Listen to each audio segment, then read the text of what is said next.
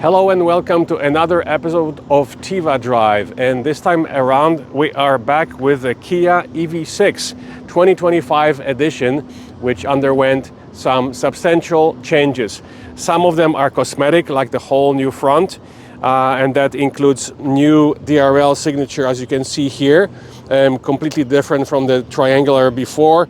Now you have kind of a new design there, and also a unibrow stretching the whole width of the front. Other than that, the front looks very similar. The other important change is a bigger battery, which went from 77 kilowatt hours net usable to 84 kilowatt hours net usable. That's a substantial change of up by 7 kilowatt hours, which is about 15% more in battery size and range as well. The rated range that Kia is giving everyone is 515 kilometers. We'll tell you about our test results when we take you for a spin.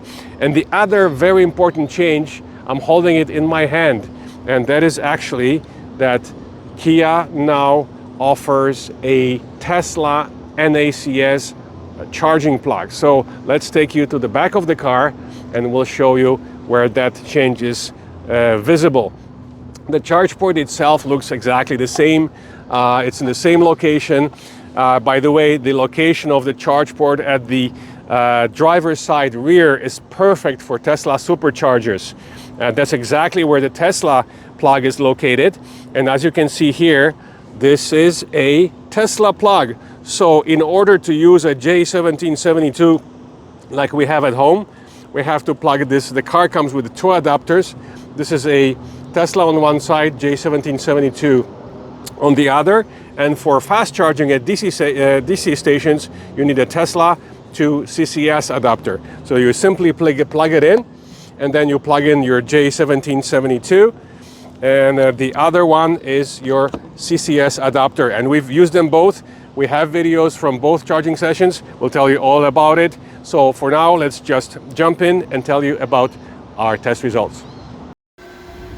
Hello and welcome to another fast charging session. This time around it's the 2026 Kia EV6 GT line all-wheel drive, and this is the first time ever that Kia and Hyundai are now equipped with a Tesla charger.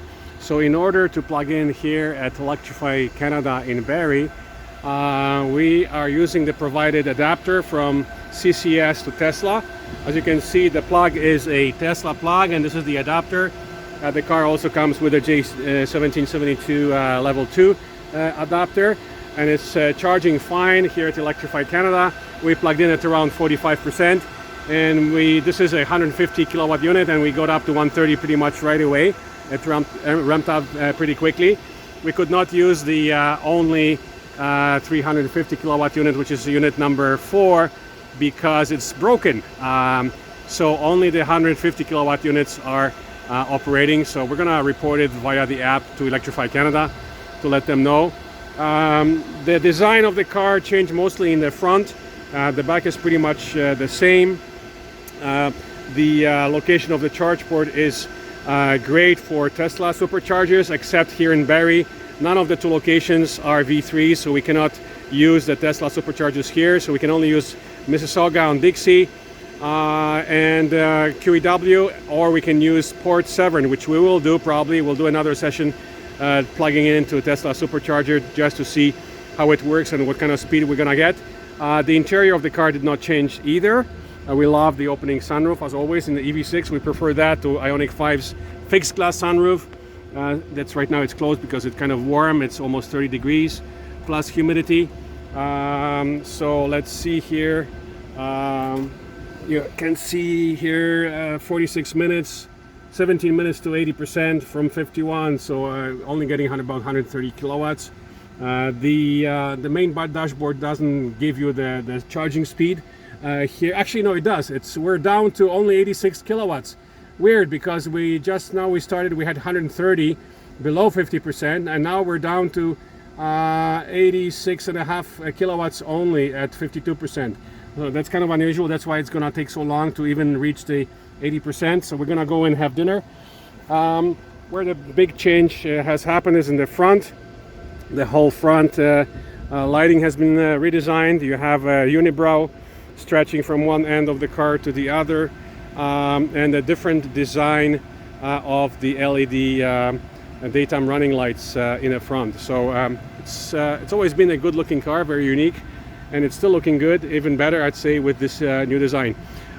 So that's about it. In terms of our consumption on the highway, it was not typical. We used about 19 kilowatt hours per 100 kilometers with the climate, but it was stop and go traffic on the 400, so it's not a typical highway. We'll try and do another highway test from here to Midland, just because the traffic was so bad.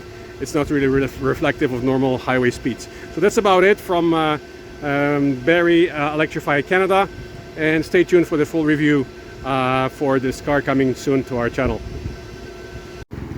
Okay, so here we are with another fast charging session, and this is the first time ever that we are charging a non-Tesla EV on a Tesla supercharger without an adapter. Yes, this is a 2026 Kia EV6, one of the first cars in North America to be equipped with a standard NACS or Tesla plug.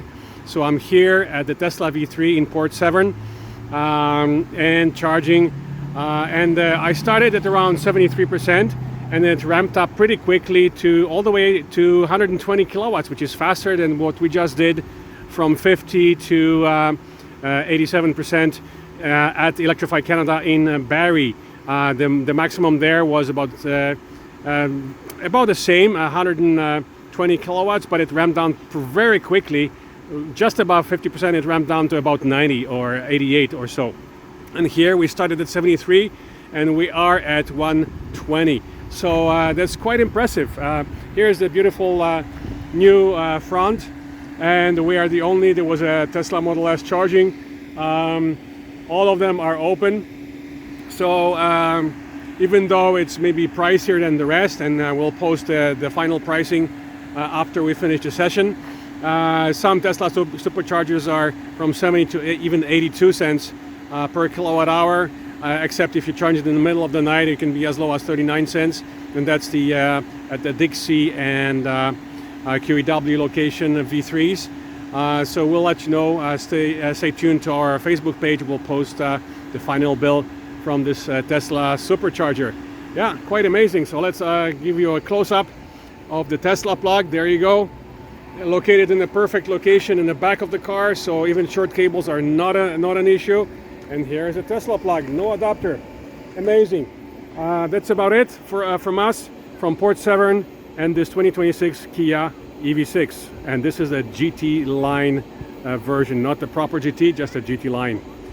Stay tuned to the full review on our YouTube page at youtube.com/TEV Association. Okay, we are inside 2025 Kia EV6 GT line all-wheel drive. This is not the proper GT, it's just a GT line all-wheel drive. Still 320 horsepower, and it offers a larger battery. As we mentioned, we're up from 77 to 84 kilowatt hours usable, 515 kilometers rated range. So let's take you for a spin now and tell you about the results of our testing, consumption, and highway range. The interior didn't really change at all. We are under the impression that perhaps the upgrade here is the electrically adjustable steering wheel, so telescopic. And I'm pretty sure previously the EV6 was a manual adjustment. Now it's electric, so it's kind of a nice change. The climate slash entertainment screen is still the same. You need to switch the functions. This is now the entertainment, and now it's a climate. You can permanently change it to your preference, but basically that's how you change it, so that has not changed. It's kind of a little annoying. We preferred if there were two rows of buttons to do those functions separately. Our girls found it slightly annoying. What is nice, what we prefer this from Ioniq 5, the Ioniq 5 shifter is actually here. That interferes with some people long legs.